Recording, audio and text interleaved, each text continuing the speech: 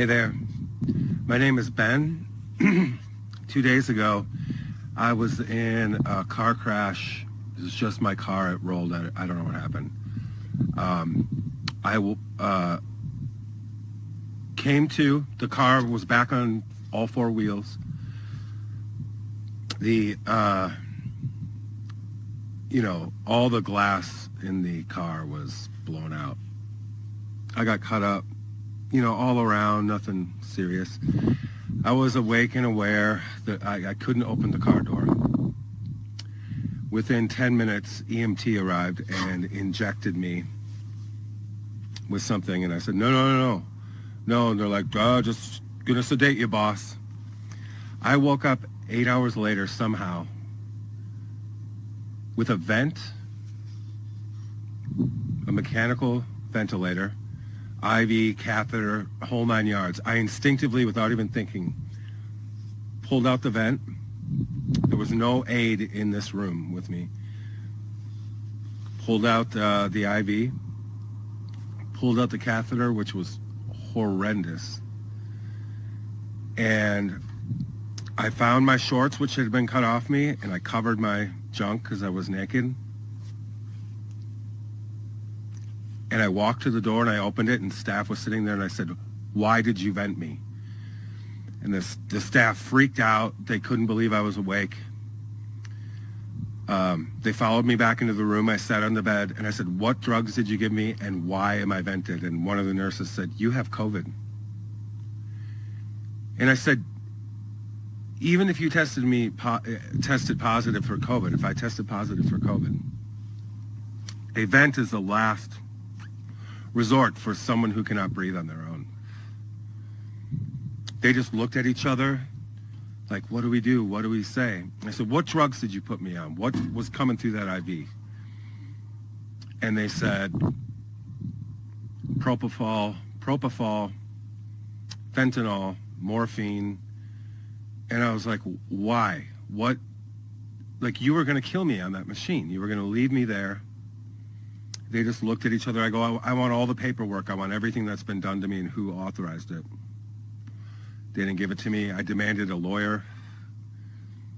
I said I need a lawyer now. I'm leaving this place. They argued with me for 45 minutes. And then once I could show them that I could produce urine, they found some old raggy hospital clothes and gave them and took me to a door, which was not glass sliding door. It didn't even look like a hospital. This is in Flagstaff. They airlifted me from about an hour away. I was under from the time I was injected at the site of the crash. And I somehow miraculously came to and immediately took everything out. I'm trying desperately to get a hold of Del Bigtree or Alex Jones or Mike Adams or anybody that has a platform to share my story. It's new. I want to do it while I still have this.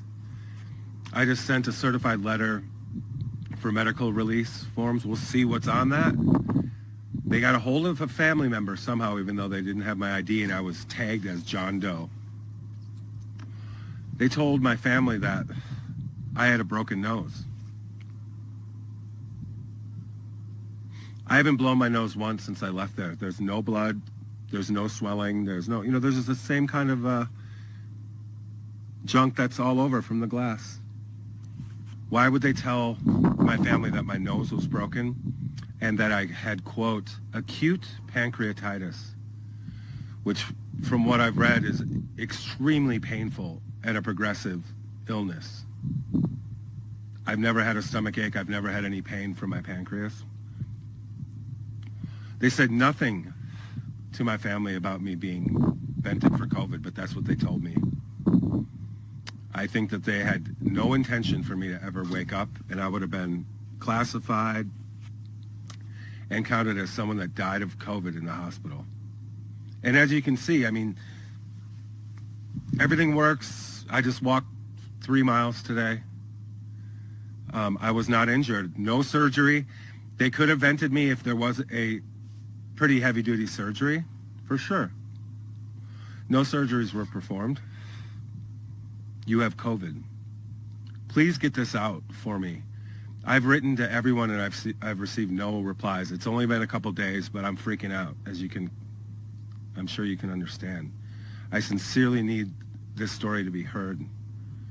Thank you so much, and I'm so happy to be alive. I can't believe I woke up. Thank you.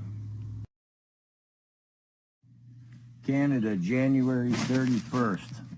I just watched, over an hour ago, Trudeau's address to the nation, his press release, and it was the most vile, arrogant, insulting, I'd like to curse a blue streak, filthy pack of lies. The press, of course, was there, asked him loaded questions. He painted himself a hero, turned arrogantly, and walked away. Now, here's my concern. If this video gets out, share it, because an hour and a half later, I cannot find a single live news feed, anything from Ottawa.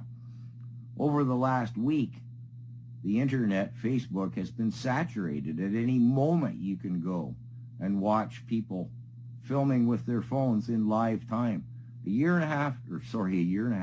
and a half later, I can't find a thing that is current or live on our internet.